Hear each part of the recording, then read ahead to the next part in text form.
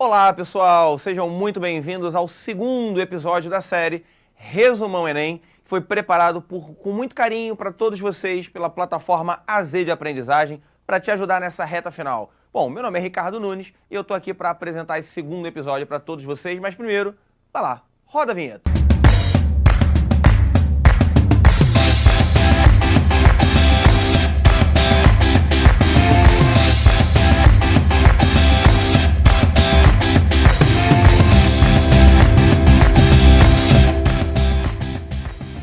Pois é, pessoal, chegamos ao segundo episódio dessa série aí, Resumão Enem, preparado com muito carinho pela plataforma Z para todos vocês, para ajudar. E hoje o nosso episódio fala a respeito de português e literatura. Como é que vem essa prova de linguagens? Quais são as dicas? O que eu preciso focar? O que eu preciso evitar? Como que eu faço? Enfim, são muitas nuances aí que o nosso querido professor Vitor Delmas vai falar já pra gente, mas primeiro eu preciso lembrar aquilo que eu falei com vocês ontem.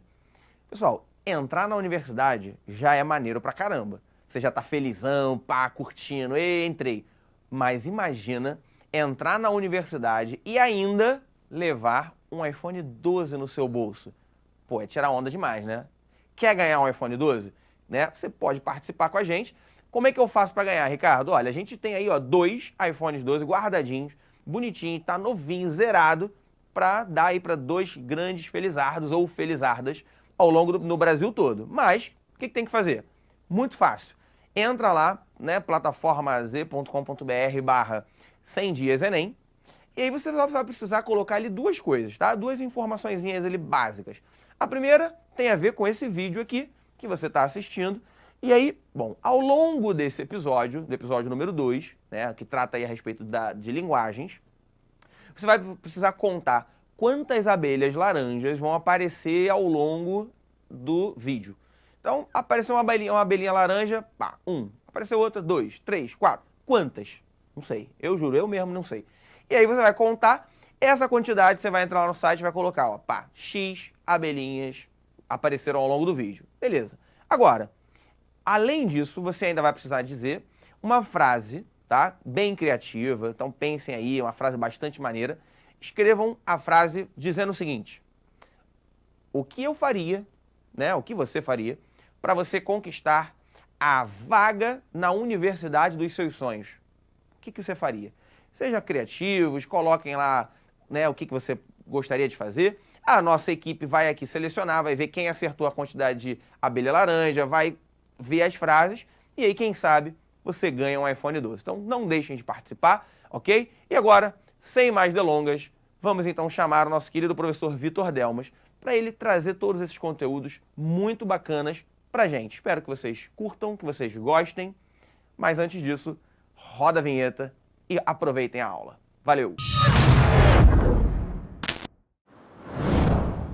Então vou começar agradecendo o Ricardo e agora é comigo. Bem, meu nome é Vitor, então a gente vai falar um pouquinho sobre linguagens e sobre 2 tópicos que eu selecionei que são muito importantes para esse primeiro dia do Enem. Legal? Bem, e esses tópicos são função da linguagem e gêneros e tipologias textuais. Se nós contarmos as questões desses 2 assuntos, às vezes a gente alcança 5, 6, 7 questões, 8 questões na prova. Uma prova que conta com 35 questões de português, entre aspas, é bastante coisa, né? Bem, vamos começar então. E aí, o nosso primeiro tópico vai ser as funções da linguagem. E para começar a falar de função da linguagem, é bacana a gente começar pelo conceito, é claro. O que são, afinal de contas, as funções da linguagem? Bem, as funções da linguagem, como eu defini aí, são formas de utilização da linguagem segundo a intenção do falante. De acordo com a teoria da comunicação, ali no processo da comunicação, do diálogo, da interação, nós temos alguns elementos da comunicação.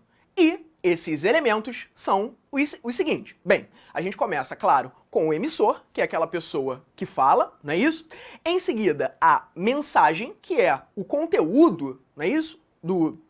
Dessa fala. Claro, o receptor, que é aquele que vai receber esse conteúdo, esse texto. E esse texto, ele precisa de um contexto, não é? Ou seja, o que, como, onde, de que maneira, por quê, certo? Esse texto também precisa de um código, que é a língua.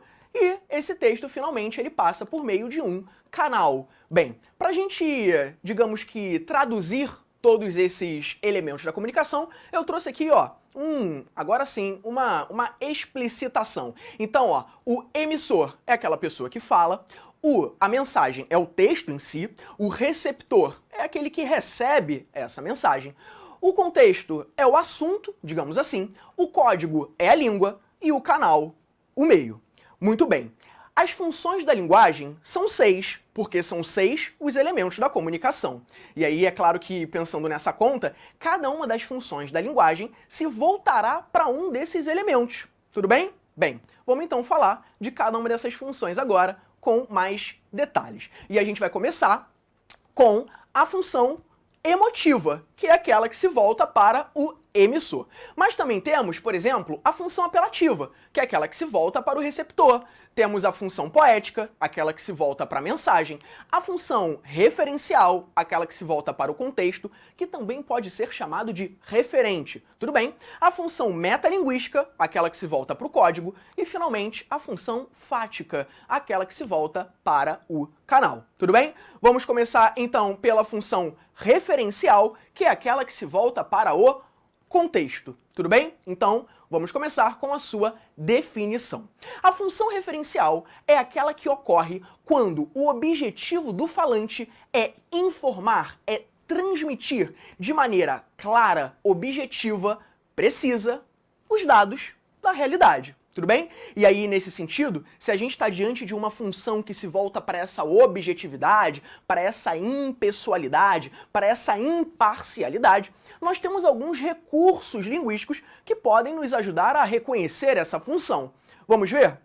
Aqui, ó, verbos de terceira pessoa. Na verdade, a terceira pessoa como um todo, né, associados à terceira pessoa, então sejam verbos de terceira pessoa, sejam pronomes de terceira pessoa, sempre estarão aqui em destaque, tudo bem? Além disso, nós temos os adjetivos, que são os adjetivos que não marcam opinião. Afinal de contas, havendo opinião, você já tem um envolvimento maior do emissor. E aqui a ideia é que você se distancie. Legal? É que você não mostre a sua opinião, a sua expressão, o seu sentimento, digamos assim, né? Os seus juízos subjetivos.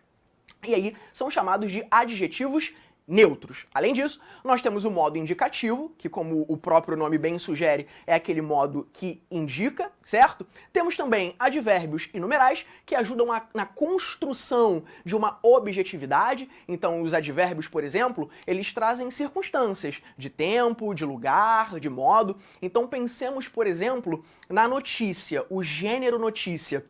O gênero textual notícia, ele geralmente conta com o predomínio da função referencial. E nesse texto, você costuma ter, nesse tipo de texto, você costuma ter justamente todas essas especificações, né? Então onde, como, de que maneira, de que forma, né? Com que propósito. E tudo isso se associa geralmente a essas expressões que são adverbiais. E também os numerais, porque eles ajudam ali na precisão, na exatidão dos dados. Legal? Bem, eu trouxe um exemplo que vai agora aparecer aí na tela, de um texto que inclusive já apareceu no Enem e em que predomina a função referencial. Vamos à leitura, ó. Diz assim: a biosfera, que reúne todos os ambientes onde se desenvolvem os seres vivos, se divide em unidades menores chamadas ecossistemas, que podem ser uma floresta, um deserto e até um lago. Um ecossistema tem múltiplos mecanismos que regulam o número de organismos dentro dele, controlando sua reprodução, crescimento e migrações. Bem, perceba que nesse texto, a opinião, o sentimento, a expressão, o juízo subjetivo de quem o escreveu é completamente nulo. O foco desse texto é na transmissão de uma informação, de um dado, de maneira concreta. E aí percebam, inclusive, o uso do modo indicativo, né? Os verbos geralmente se encontram no indicativo. O uso da terceira pessoa, isso é, não há a presença do eu.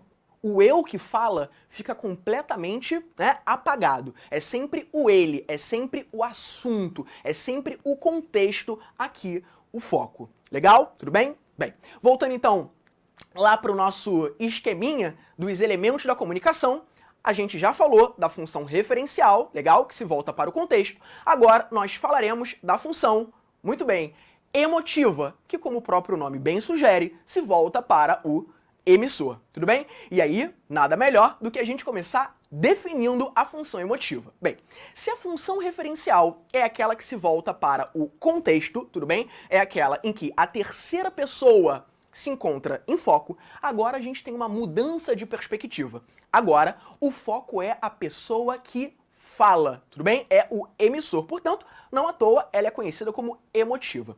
Quero chamar atenção porque essa função também pode ser chamada de expressiva, que inclusive é um nome de que o Enem também gosta, ou seja, aparecendo lá na prova, emotiva ou expressiva, saiba que se trata de uma mesma função, aquela que se volta para o eu, aquela que se volta para a primeira pessoa. Por isso, a definição que eu dei é essa aí, ó. Ocorre quando o objetivo do falante é expressar seus sentimentos, suas opiniões, seus juízos subjetivos. Tudo bem? E aí, pensando nos recursos linguísticos utilizados, trabalhados, nos recursos gramaticais, né, como a gente pode comprovar a função emotiva? Ora, se na função referencial predomina a terceira pessoa, aqui, agora, vai haver o predomínio da primeira pessoa. Portanto, formas associadas à primeira pessoa, sejam os verbos de primeira pessoa, sejam os pronomes de primeira pessoa. Além disso, se lá na função referencial havia o predomínio de adjetivos que não marcavam, né, opinião, agora nós temos adjetivos que marcam opinião, legal? Marcam o aparecimento do emissor. Além disso, se lá na função referencial a gente tinha o modo indicativo, que é aquele que indica, aqui agora nós temos o modo subjuntivo, que é o modo do desejo, da vontade, da dúvida, e que, portanto, está associado a um caráter mais subjetivo. Bem, além disso, nós temos alguns sinais de pontuação que estão associados a essa primeira pessoa, como, por exemplo, o uso de exclamações. Pensa assim, você já viu alguma notícia que é um texto mais objetivo, cujo título fosse finalizado por ponto de exclamação? Não, né? Além disso, as reticências elas trazem a sugestão, a omissão de informação, a entrelinha, também é típico de um texto mais subjetivo, né? Que deixa a informação mais escondida para fazer, inclusive, muitas vezes, com que o receptor pense naquilo. Bem, além disso, nós temos as interjeições. Você lembra o que é interjeição? Muito bem, a interjeição é aquela classe gramatical que é responsável por trazer estados da alma. Ah, ó, meu Deus, socorro, não é isso? Ou seja, geralmente, inclusive, elas são terminadas por ponto de exclamação. A interjeição ela é uma classe gramatical de natureza exclamativa. Muito bem. E aí, se eu trouxe, claro, um exemplo de um texto referencial, em que predominava a função referencial, agora eu trago um texto em que predomina a função emotiva ou expressiva. Vamos juntos? Vamos lá, ó. O título já diz assim, desabafo. Bem, ou seja, significa dizer que vai haver a exteriorização de um sentimento, né? De como o emissor se sente. Vamos lá, e ele diz: desculpem-me, mas não dá para fazer uma crônicazinha divertida hoje. Simplesmente não dá. Não tem como disfarçar. Esta é uma típica manhã de segunda-feira, a começar pela luz acesa da sala que esqueci ontem à noite. 6 recados para serem respondidos na secretária eletrônica. Recados chatos, contas para pagar que venceram ontem. Estou nervoso, estou zangado.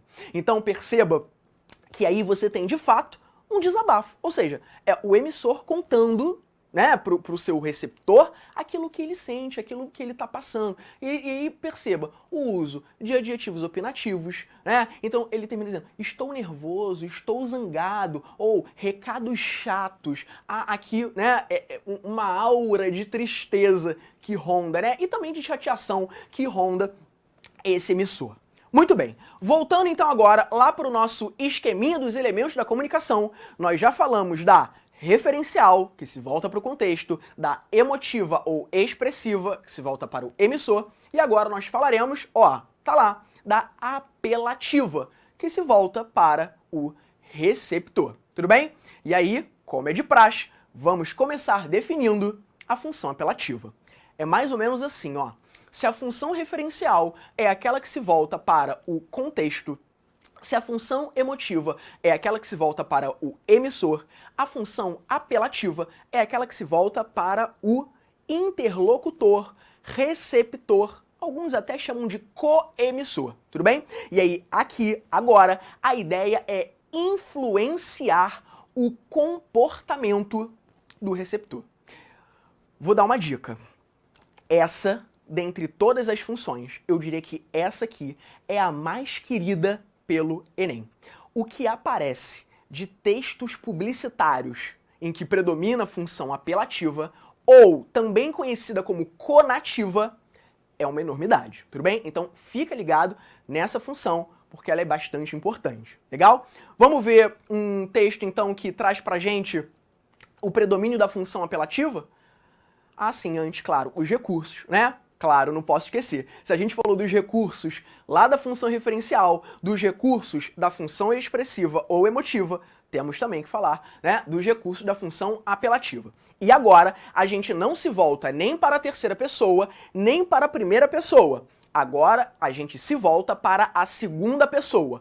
Nesse sentido, formas associadas à segunda pessoa, sejam os verbos, sejam os pronomes. Além disso, aqui um recurso importantíssimo que eu diria se sobrepor a todos os outros é o modo imperativo. O modo imperativo que é o modo da ordem, o modo imperativo que é o modo do conselho, o modo imperativo que é o modo da instrução, tudo bem? Não percam isso de vista. Viu modo imperativo? Opa, modo imperativo, função apelativa ou conativa. E claro, né, também maneiras de interlocução, como o uso de vocativo, certo? Porque afinal de contas é aquela função a partir da qual eu consigo chamar o meu interlocutor. Muito bem, agora sim a gente consegue perceber um texto apelativo e como não pode ser diferente, eu trouxe um texto publicitário. Vamos observar? Ó, esse texto inclusive já apareceu no Enem. Então a gente tem assim, ó, câncer de mama, vamos tocar nesse assunto. A prevenção começa com a conscientização, use o laço rosa. Ou seja, qual é a função básica desse texto, né? Qual é a função básica desse texto? Convencer as pessoas, legal, a se engajar na campanha, a falar mais sobre esse assunto, né? E mais, esse texto, inclusive, ele tem até uma brincadeira que vai até se associar mais a uma outra função, de que falaremos daqui a pouco, que é o duplo sentido da palavra do verbo tocar, né? Câncer de mama, vamos tocar nesse assunto. A ideia não só de tocar no assunto, de falar sobre isso, como também a ideia do toque, né? Já que o exame de mama é um exame de toque. Muito bem, e aí percebam, ó, o vamos tocar, que tem um caráter imperativo, né? E depois ele ainda usa assim, use o laço rosa, né? Mais uma vez, também tem aí a ideia do conselho, do pedido, da ordem. Bem, a próxima função, lá no nosso esqueminha, vamos ver, já falamos da referencial, da apelativa, da emotiva, e agora falaremos muito bem, da metalinguística, que é aquela que se volta para o código, tudo bem? A função metalinguística, como é de praxe, a gente vai começar definindo, é aquela que tem a pretensão de explicar a língua utilizando a própria língua. Isso é, explicar a linguagem utilizando a própria linguagem. É muito comum a gente associar a função metalinguística ao dicionário, por exemplo, não é isso? E é exatamente assim que eu trago, é exatamente assim que... esse é exatamente o exemplo que eu dou de um dicionário. Por que o dicionário? Ora, o dicionário nada mais é do que um conjunto de palavras, né? O dicionário traz o nosso léxico, as nossas palavras, e essas palavras, elas são explicadas por outras palavras. Então você tem a língua explicando a própria língua. Entende o que eu estou dizendo? Bem, é claro que geralmente, né, a gente pensa na função metalinguística mais em textos escritos. Mas pode ser também que haja a metalinguagem de um teor, digamos que mais visual da coisa. Por exemplo, essa tela aqui, que é uma tela famosa do barroco espanhol, Las Meninas, né, do Diego Velázquez, trata de uma tela em que há uma pessoa pintando uma outra tela. Ora, nesse sentido a gente tem uma metalinguagem visual, tudo bem? Então, não se engane, a metalinguagem ela não só acontece no campo dos textos escritos. Então, por exemplo, se você está assistindo a um filme e esse filme fala sobre o próprio processo, né, a própria construção do cinema, digamos assim, é um ato metalinguístico. Ou se você tira um retrato de alguém tirando um retrato, é também um ato metalinguístico. Então, sempre que a linguagem se volta para si mesma, trata-se da metalinguagem. Tudo bem? Certo. Vamos então já para a próxima? Finalmente, ou ainda não, ainda faltam duas. Agora, a gente acabou de falar do código, que é a função metalinguística. Agora a gente vai falar, ó, do canal, que é a função fática. Tudo bem? A função fática. A função fática é aquela que se notabiliza pela tentativa de abrir, manter, testar, fechar o canal de comunicação. O canal de comunicação aqui é o ar, certo? Mas aí você vai pensar assim, Vitor, mas como eu consigo colocar em foco o ar? É porque não é exatamente essa a ideia. Na verdade, a função fática ocorre na tentativa de minimizar os ruídos da comunicação. Por exemplo, quando você atende o telefone e diz assim, alô?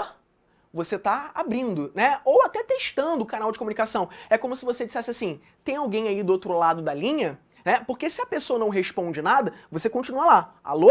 Alô? Ou quando, por exemplo, você está no telefone com uma pessoa, com aquele seu amigo que fala muito, e aí a pessoa tá lá, pereré, pereré, pereré, e você fica assim, ó, Se você ficar quieto, a pessoa logo fala assim, fulano, tá aí? A ligação caiu, ou seja, esse é uma você está mostrando para o seu interlocutor que você está ali, né? Que ele pode continuar com a comunicação. Ou quando você diz oi, ou quando você diz tchau. O né é uma marca muito característica da função fática, né? Aqui eu trouxe, inclusive, algumas marcas, né? O alô, o né, o oi, o tchau. E todas essas se associam a essa ideia, né? A tentativa de minimizar os ruídos de comunicação. Para abrir, para fechar, para manter. Eu gosto de dar um exemplo que é assim, quando você entra no elevador do seu prédio ou de um prédio qualquer, e aí você diz, bom dia, tudo bem? Você não espera que a pessoa olhe para você e fale assim, olha, hoje eu não tô bem, hoje eu quero desabafar. Né? Não é isso. A pessoa pode estar mal, mas ela vai dizer, valeu, tudo bem, tchau. Né? Por quê? Porque é só uma maneira ali de abrir e fechar, uma forma educativa, de educação, e acabou. É isso. Né? Bem, a próxima função, agora sim, a última, é a função, aqui sobrou, aquela ali do centro, aquela ali do meio, é a função poética, que é a função que se volta para a mensagem. E aí você pode ter pensado assim, poxa, Vitor, se a mensagem, que é o texto, é a parte tão importante desse elemento da comunicação, é um elemento tão importante da comunicação, por que você deixou para o final? Porque o que é bom fica no final, né? A gente deixa sempre o melhor para o final. E aí você vai pensar assim, Vitor, é engraçado, porque se a mensagem já parece ser o centro das atenções, talvez o grande elemento da comunicação, né? Aquele que dá sustentação, como eu posso colocar ainda mais esse elemento em foco? Né? Essa é uma boa questão.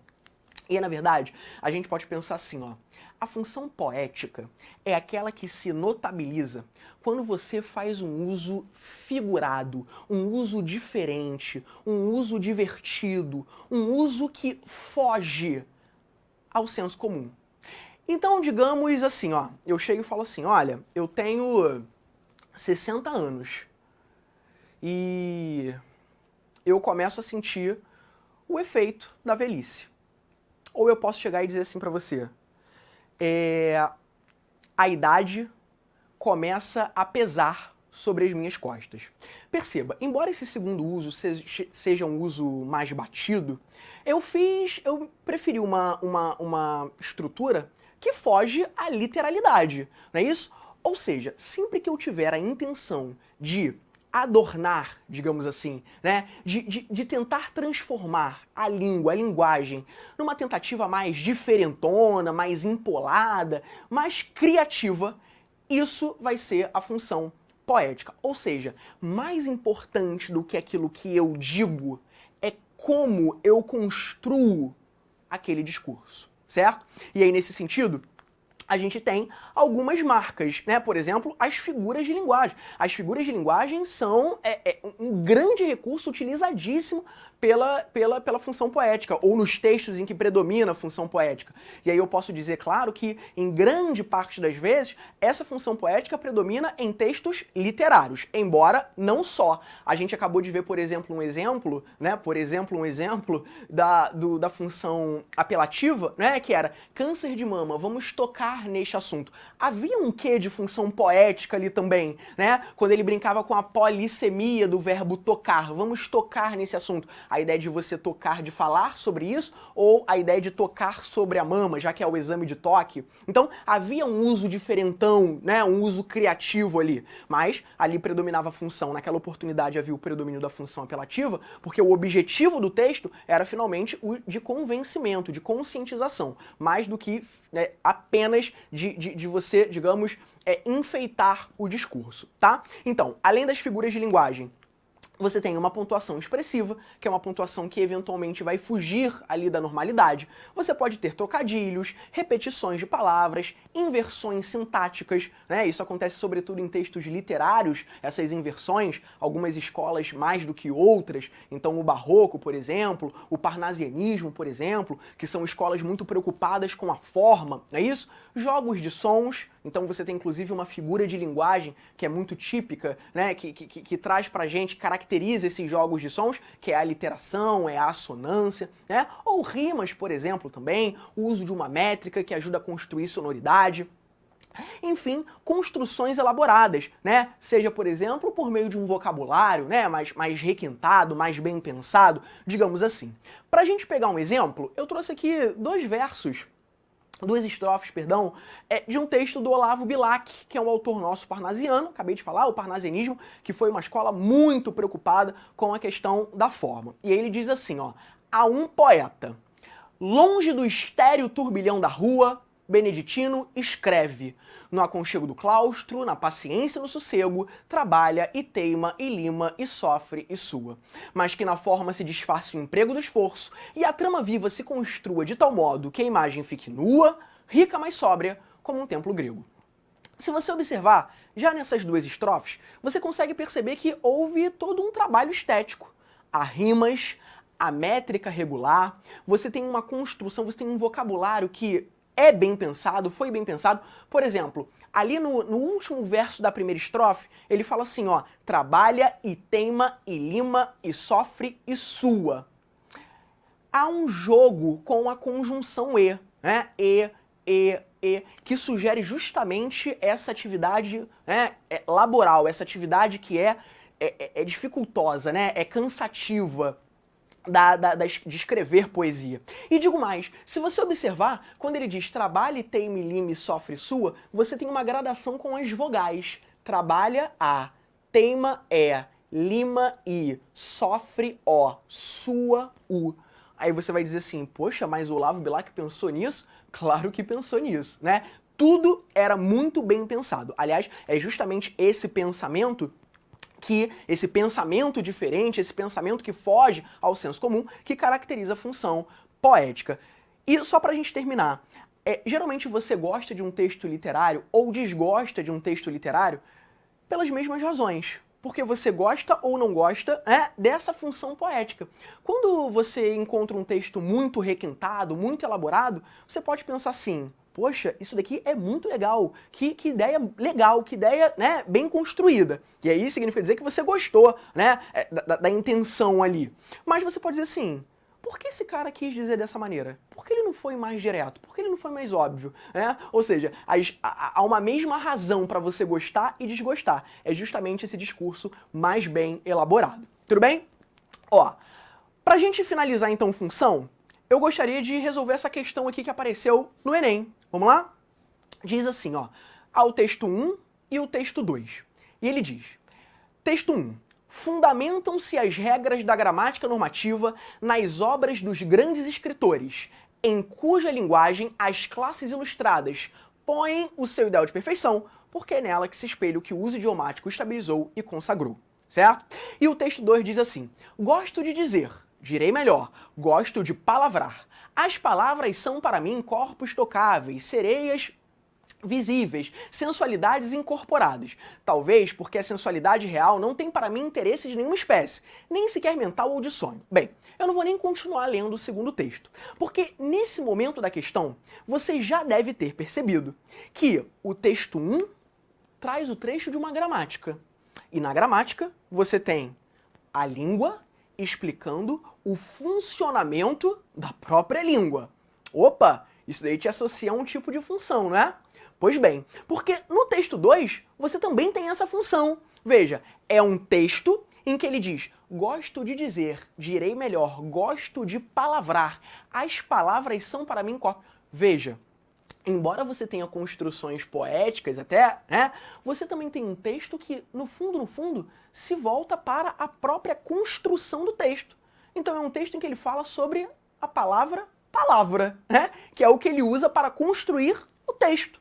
Bem, vamos ao enunciado? O enunciado diz assim, ó: a linguagem cumpre diferentes funções no processo de comunicação. A função que predomina nos textos 1 e 2. Ou seja, se o texto 2 ainda era, né, ainda te deixava eventualmente ali numa corda bamba, do tipo, pô, será que é a função metalinguística? Será que é a função poética? O enunciado desfaz esse problema, porque o enunciado diz que uma função predomina nos dois textos. E o texto 1 fica claro, a função é metalinguística. O texto 2, você eventualmente fica ali entre metalinguística e poética. Só que o enunciado acaba desfazendo essa confusão, quando ele diz que a função é a mesma nos dois textos. Tudo bem?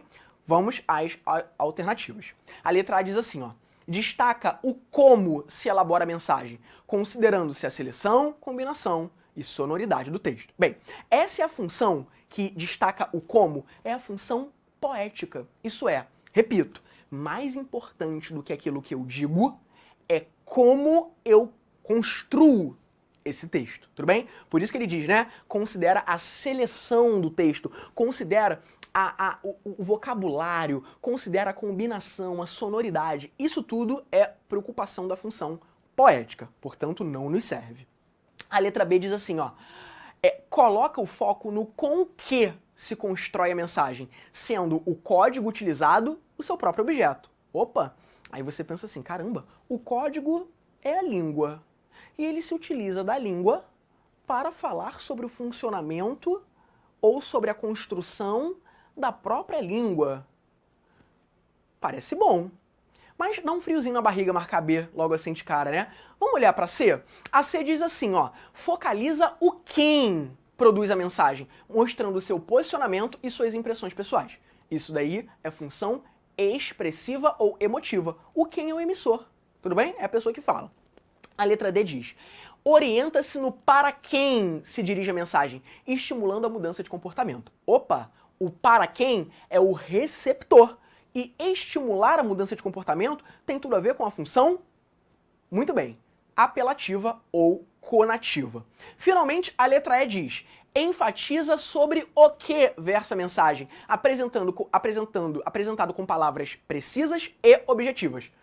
Falou de precisão, falou de objetividade, a gente precisa pensar, sabe em quê? Na função referencial. Portanto, a função metalinguística, que é aquela que predomina nos dois textos, é trazida pela alternativa B de bola. Tudo bem? Bacana, então. Terminamos função de maneira bem panorâmica e agora a gente vai para o próximo tópico, não menos importante, que são, ó lá, os gêneros e as tipologias textuais. Aí você vai dizer assim, Vitor, mas o que é isso? O que é gênero textual? O que é tipologia textual? É uma coisa só? São duas coisas? Estão relacionadas? Calma. Em tese, são dois assuntos que, embora sejam diferentes, estão completamente conectados. É como se um fosse a extensão do outro, né? Ou como se um fosse o irmão do outro. Mas, veja, embora sejam diferentes, estão conectadíssimos. Legal? E pra gente começar a falar de gênero e tipo, a gente precisa começar, obviamente, definindo o que é o gênero e o que quase não sai, né? E o que é o tipo. Legal? Ou tipologia. Tipo textual ou tipologia textual, fica a sua escolha. Bacana? Vamos lá então, vamos começar pelas tipologias. E eu defini da seguinte maneira: as tipologias textuais são definidas pela maneira como um texto se organiza, se constrói. E nesse sentido, as tipologias textuais são finitas. Há 5 tipologias textuais. E já já nós falaremos sobre todas elas, tudo bem? Ou seja, pensa assim, tipologia tem a ver com a organização, com a construção do texto, tudo bem? E os gêneros? Bem, os gêneros textuais são definidos por seu objetivo, por sua função social. Ou seja, a pergunta que você faz para a tipologia é assim, como que esse texto se constrói? E a pergunta que você faz para o gênero é assim, qual é a finalidade, qual é a função social desse texto? Aliás, se liga bem nessa expressão, função social, porque o Enem adora essa ideia da função social. Se aparecer função social nas alternativas ou no enunciado, saiba que ele quer de você o gênero textual, tudo bem? Vamos lá. Então, só para a gente fazer essa distinção aqui básica, ó. De um lado, tipologia, modo de organização do texto. Do outro lado, gênero, função social de um texto. Vitor, isso não está claro ainda para mim. Eu gosto de utilizar uma metáfora, tá? É uma metáfora que parece boba, mas ela faz bastante sentido. É a metáfora da farinha e do bolo. Como assim, Vitor? Farinha e bolo? Funciona mais ou menos assim. O que a gente consome no nosso dia a dia são gêneros textuais. E esses gêneros textuais, eles são construídos por meio das tipologias textuais. Assim, ó, o que a gente consome no nosso dia a dia, pensa na metáfora da farinha e do bolo. Você não pega uma sacola de farinha de trigo, um saco de farinha de trigo, e dá, né, com a colher vai lá e come a farinha de trigo. Eu acho que não, né? Pelo menos. Mas você come a farinha de trigo nos alimentos. Você consome um bolo, você consome, né, um biscoito, você consome o pão. E tudo isso é feito de farinha de trigo. É mais ou menos assim. Nessa nossa metáfora, o bolo seriam os gêneros textuais e a farinha seriam as tipologias textuais. Tudo bem? Vamos lá então. Ó, vamos começar pela tipologia? Vitor, quantas são as tipologias? Você falou que elas eram finitas? Eu falei, ó, são 5. A saber, ó, a narração, a descrição, a exposição, a dissertação e a injunção. Pô, Vitor, mas alguns desses nomes aí, eles são um tanto quanto, né, estranhos pra mim. Alguns eu conheço, de alguns eu já ouvi falar também, mas eu não sei se eu lembro muito bem de todos eles. Vamos lá então? Vamos definir um por um? Mais ou menos assim, ó. Vamos começar pela narração. O texto narrativo talvez seja aquele mais óbvio para nós, né? O texto narrativo é aquele em que você conta uma história. E aí você conta com narrador, personagem, tempo, espaço, não é isso? Um enredo. Ou seja, é aquele tipo de texto em que há uma sequência, uma sucessão de eventos. Legal? Uma sequência de acontecimentos. Certo. E o texto descritivo? O texto descritivo é aquele tipo de texto em que você vai, como o próprio nome já bem sugere, descrever, caracterizar. E aí, nesse sentido, predomina o uso dos adjetivos. O texto descritivo é um texto estático, ao passo que o texto narrativo é um texto dinâmico. Não à toa, a grande classe gramatical do texto narrativo são os verbos de ação, ao passo que a grande classe, né, gramatical dos textos descritivos são os adjetivos. Legal? Além disso, o texto expositivo é aquele em que você apresenta informações de uma maneira mais concreta, de uma maneira mais objetiva, né, de uma maneira mais clara. Legal? E aí, nesse sentido, fazendo aqui uma correlação com as funções da linguagem, a tipologia da exposição estaria bastante associada à função referencial. Legal? São coisas diferentes, mas que estão associadas. Muito bem. Além disso, um texto dissertativo. O que é um texto dissertativo? É o que geralmente você escreve para o Enem, né? É um texto em que há a defesa de uma opinião, em que há a defesa de um ponto de vista. Tudo bem? E, finalmente, o texto injuntivo, que é aquele que tem um caráter instrucional, é aquele que está associado à ordem, legal? E que, portanto, né, tem uma relação bastante intrínseca com o imperativo. E, pensando na função da linguagem também, né, a gente pode correlacionar com a função apelativa. apelativa. Agora eu quero dizer o seguinte. Essas 5 tipologias não são os textos que nós consumimos no dia a dia. A gente não consome uma narração, a gente não consome uma descrição, a gente não consome uma exposição. A gente consome gêneros textuais que serão construídos dessas maneiras. Tudo bem? Então vamos pensar assim, ó. A gente acabou de falar da tipologia. Vamos pensar aqui agora em alguns gêneros textuais. Assim, ó. Tudo que circula na sociedade é texto. E há os diferentes tipos de texto. Vitor, quantos são os gêneros textuais? Porque você falou que são 5 tipologias. Mas quantos são os gêneros? Muito difícil de quantificar. Porque toda hora surge um gênero, às vezes outro desaparece ou cai em desuso. Por exemplo, esse gênero aqui, videoaula, é um gênero textual. Esse gênero textual não é o mesmo gênero do gênero aula, porque a aula presencial, por exemplo, ela tem características diferentes da videoaula, né? Ou seja, são textos com finalidades diferentes. A carta é um gênero textual, mas a carta hoje em dia é um gênero que caiu já em desuso. E aí, num primeiro momento, a carta ela acaba dando lugar ao e-mail. Hoje o e-mail também já não tem mais exatamente a função que tinha a carta. Hoje o e-mail já tem uma ideia muitas vezes mais corporativa, né? De mais seriedade, até porque as redes sociais elas revolucionaram a maneira como a gente se comunica. Não à toa aparecem muitos textos de comunicação e tecnologia no Enem. Porque, repito, vou insistir, a tecnologia da informação mudou completamente a maneira da interação. E aí o Enem gosta bastante de correlacionar esses temas. Bem, então, a carta, o e-mail, uma bula, uma receita, um romance, um conto, uma crônica, né, uma notícia, um resumo, uma resenha, uma sinopse. Tudo isso é gênero textual. E eu poderia ficar aqui durante 2, 3, 4 horas falando nome de gênero textual. Esses gêneros textuais, eles se constroem a partir das tipologias. Então aqui, por exemplo, ó, eu até selecionei alguns, né, de maneira aleatória, de maneira randômica, né, de maneira, né, arbitrária. Então, romance, conto, bula, aula, resenha, fábula, e-mail, redação do Enem, notícia, legenda. Vamos fazer assim agora? Vamos fazer uma correlação entre gênero e tipo? Da seguinte maneira, ó.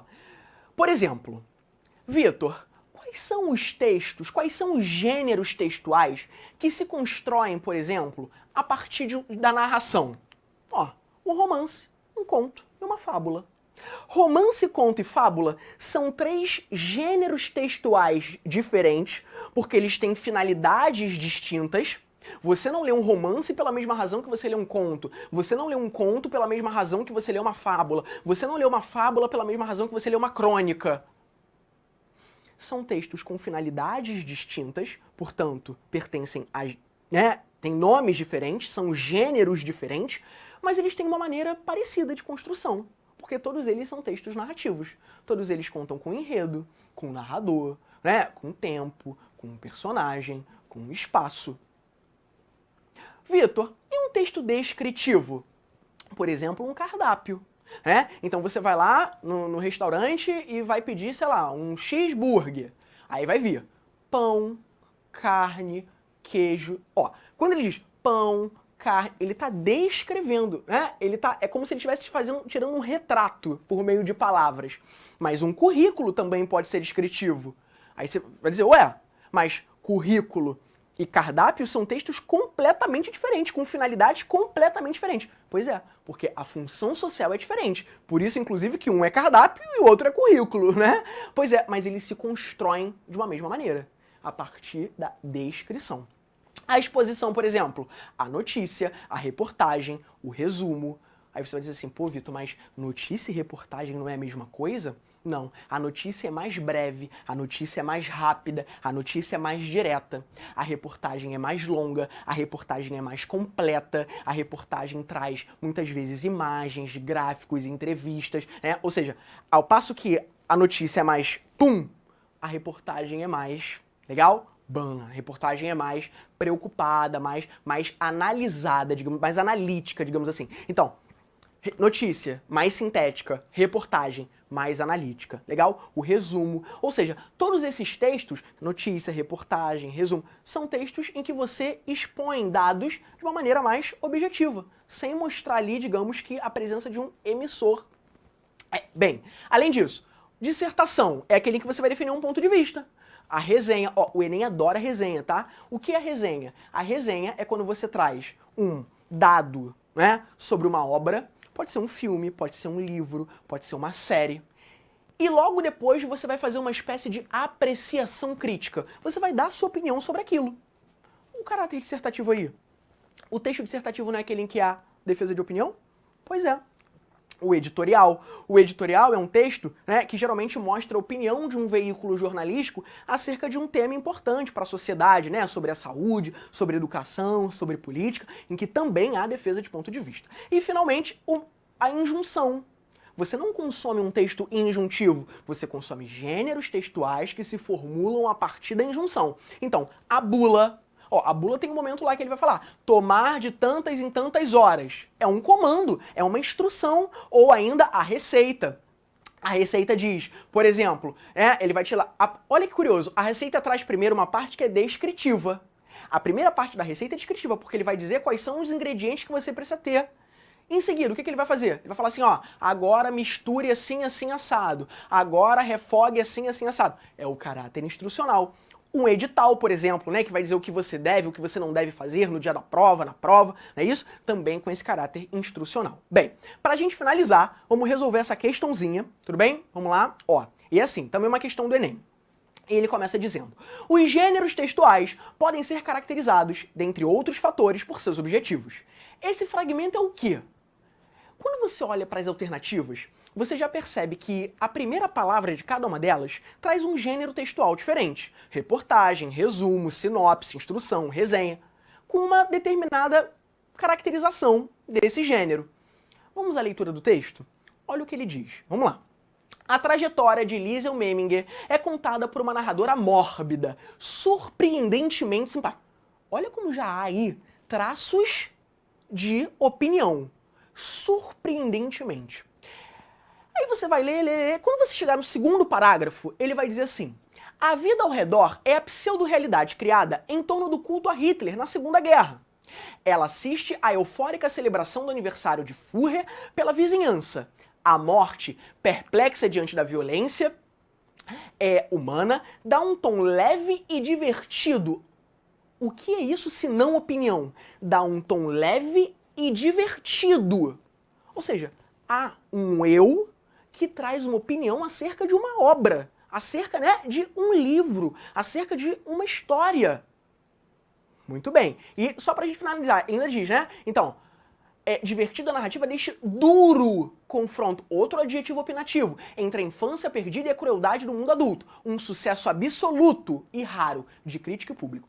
Esse final é completamente, né, digamos que se a gente precisasse dizer qual é a função da linguagem que predomina, é a função expressiva, aquela em que há a presença do juízo subjetivo. Vamos às alternativas de maneira rápida. Ó, reportagem. A reportagem é impessoal. A reportagem não mostra opinião, portanto não nos serve. O resumo também. O resumo também é um gênero que vai trazer uma informação de maneira impessoal. A sinopse, pois sintetiza as informações relevantes de uma obra de modo impessoal. Mas também não faz sentido, porque o que a gente mais encontra nesse texto são adjetivos opinativos. A letra D, instrução. Opa, estranho, porque a instrução tem a ver com modo imperativo, a instrução tem a ver com passo a passo. Não há nem modo imperativo, nem essa ideia de passo a passo, que a gente encontra na receita, que a gente encontra na bula, por exemplo. Legal? Resta pra gente a letra E, quando ele diz resenha, pois apresenta uma produção intelectual de forma crítica, que é a ideia associada à primeira pessoa. Tudo bem? Gabarito, portanto, letra E de escola. Gente, eu vou ficando por aqui, tá? Um abraço, espero que você tenha gostado e até a próxima. Muito bom, né, pessoal? Ó, eu não sou expert em linguagens não, tá? Não tem nada a ver, meu caminho foi outro. Meu caminho foi exatas, engenharia, enfim. Mas, ó, com essas dicas, eu tenho certeza que vocês estão, ó, se sentindo muito mais bem preparados, vão mandar muito bem na prova. Então, obrigado, professor Vitor, muito bacana. E obrigado a você que está aí assistindo, curtindo, né, vendo o nosso vídeo, participando com a gente aqui. Isso é muito legal, tá? Então, muito obrigado pelo seu tempo, obrigado aí pela sua audiência, né? Tô me sentindo até o apresentador. Muito bacana ter a interação com todos vocês. E, claro, preciso dizer o seguinte, pessoal, tem muita coisa bacana aqui no nosso canal. Então, se você ainda não está inscrito, se inscreva no canal, ativa o sininho, é assim, né, produção? É assim. Então, eu tô trazendo tudo aqui para vocês, tô pegando o jeito ainda de youtuber, tá, pessoal? Pegando o jeito aqui. Então, ativa o sininho, se inscreva no canal e tem muito conteúdo bacana, de verdade, muito conteúdo bacana. Ao longo do ano a gente gravou muita coisa de disciplinas, a gente gravou no ano passado falando a respeito, né, de várias disciplinas para o Enem. Então tem muito vídeo bacana. Entra lá, curte, aproveita e estejam cada vez mais bem preparados. Tudo bem? Bom, é isso. Um grande abraço. A gente se vê amanhã no nosso terceiro episódio, tá? Não percam, tá muito bacana também o conteúdo que a gente está preparando. Um grande abraço, bom descanso e até amanhã.